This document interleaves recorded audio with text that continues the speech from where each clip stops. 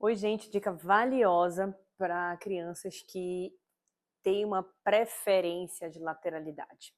Primeiramente, claro, de uma forma preventiva, faça uma avaliação com o osteopata, com o fisioterapeuta, falem com o pediatra de vocês, se caso estiver acontecendo isso com o bebê. Mas o importante é, de forma preventiva, vocês já começarem o manuseio dessa criança. Se vocês já tiveram algum tipo de torcicolo na vida, vocês entendem que isso é extremamente dolorido e que você tenta fazer o movimento, mas você não consegue, porque a gente tem uma contração muscular ali. Então, o TMC, que é o torcicolo muscular congênito, e a assimetria craniana, eles andam muito lado a lado.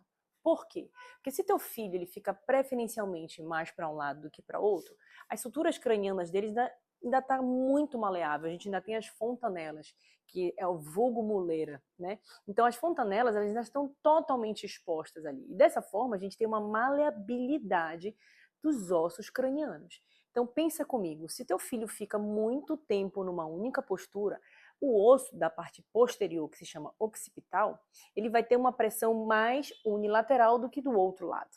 Né? E aí é esse momento que a gente tem o problema, porque o occipital ele faz esse movimento, ele acaba sozinho empurrando os demais ossos. Por isso que a gente tem vários níveis de assimetria, de plagiocefalia especificamente, essa que eu estou falando, que mexe em outros ossos, como vai o parietal junto, a gente vê o frontal. Então, um único osso ele tem a capacidade de mobilizar os demais. E aí o grau de assimetria vai somando a esse nível de alterações de mobilidade de um osso para outro.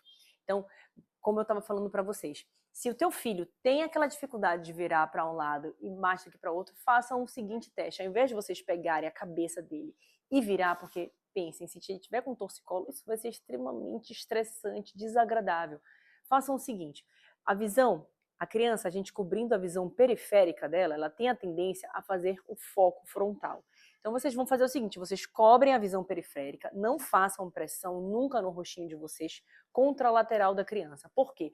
Da forma como vocês vão fazer, vocês vão ter muito mais força e a criança vai tentar fazer o movimento contrário. Nesse momento em que você está pressionando para cá, ela para cá, você acabou de piorar o torcicolo dela, porque você aumenta o espasmo. Então, todo movimento ele tem que ser harmônico, ele tem que ser permitido pelo bebê.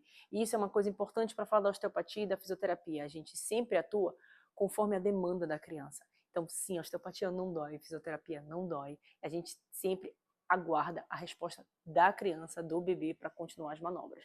Então, vocês vão fazer o seguinte, cobre a visão periférica e conduzam para o lado contralateral que a criança não gosta.